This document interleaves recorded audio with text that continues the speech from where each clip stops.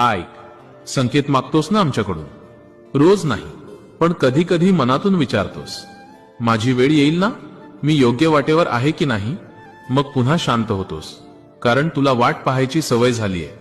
तू खूप वेळ वाट पाहिली आहेस उत्तरांची, बदलाची आणि थोड्या दिलास्याची.